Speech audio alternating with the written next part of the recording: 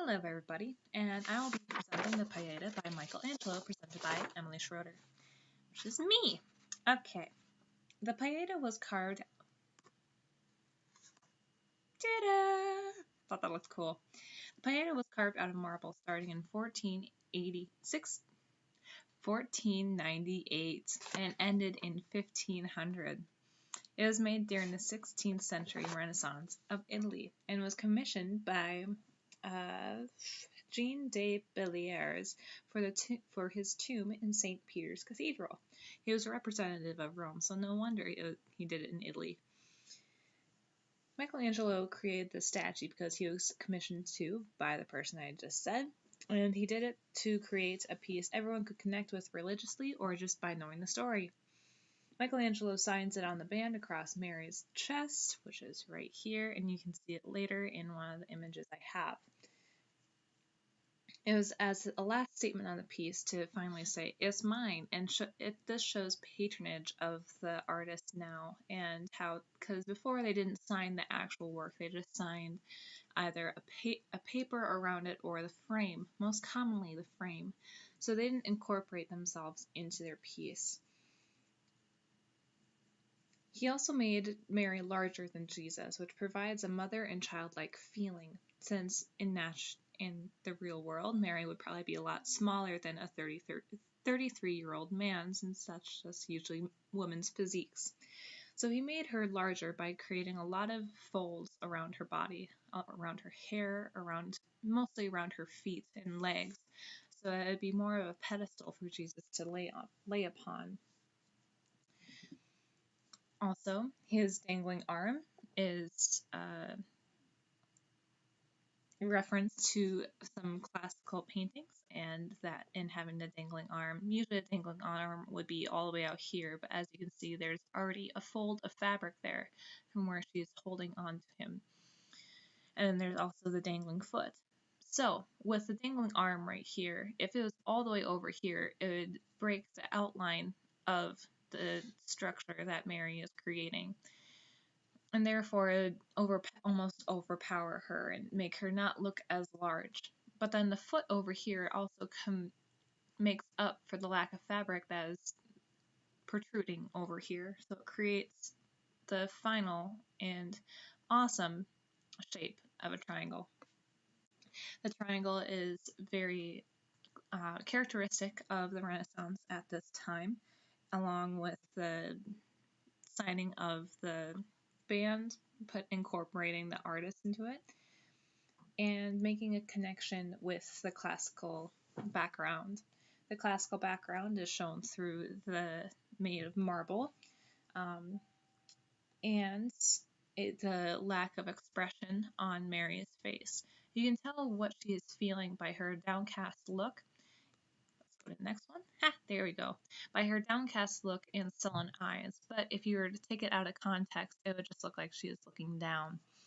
So in this context, that she is looking at her son's body, and her face is downcast, and she's leaned over her son just a smidgen, makes her look more mournful. But she's not so grotesquely mournful as in the other Pietas or images like this of the Madonna holding Jesus.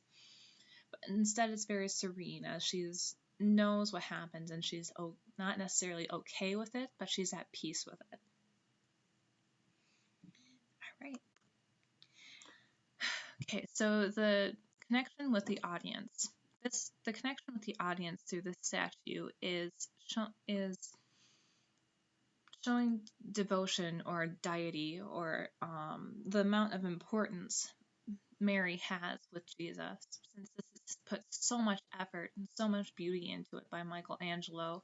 It's shown that it's really important because it catches your eye really fast. So if you're walking by it, and if you're a normal person that likes art history, you'd be, whoa, look at this awesome statue and all of its beauty. I bet this is important, which it is. Also, furthermore, she does not touch Christ at all. If you can look right here and in the previous slides, see, she does not touch him. There is some fabric right there between her fingers and Jesus' body. And also right here, she does not touch him. She does not touch him anywhere else. And if you can see it in this next one, see, she does not touch him skin to skin contact anywhere. This can also be facilitated by the amount of clothing that she has on. Her. There we go. And so her not touching Jesus shows how important he really is, how unworthy she is to even touch this fallen angel or fallen body.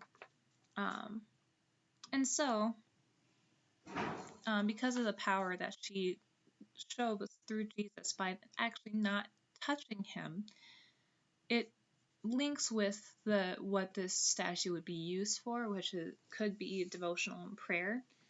Since it'd be made for a tomb, it probably symbolize how this Madonna is looking over the dead person and how important this dead person put the Madonna and Jesus. So it would be used as devotional prayer. So it'd be used kind of like not a teleport, but kind of like telephone, of like ringing up the deity and being like, hey, here's my prayers. But instead, you'd just be praying to the statue. And yeah. And this statue, I chose this statue to talk about because it's just, I think it's very beautiful and very elegant and depicts the emotion between Mary and Jesus and how mournful it was that Jesus had died. It also shows that my Savior, which, because I'm a Christian, there we go, is beautiful, and his mother is also beautiful. His mother's not necessarily divine, which I don't necessarily believe, but Jesus is wonderful, and look at all the detailing there is into it, and the amount of detailing, even his ankles. Look at his ankles and his feet. It's so realistic. It shows how beautiful and how important this was, and the amount of time Michelangelo even put into it of making all of this so shiny. You can see all the shiny in the folds, and he took a lot of time into this magnificent statue, either to show how good he is and his talents, or just to be praising. And that is the end of the video, and I hope you enjoyed it. Have a good day.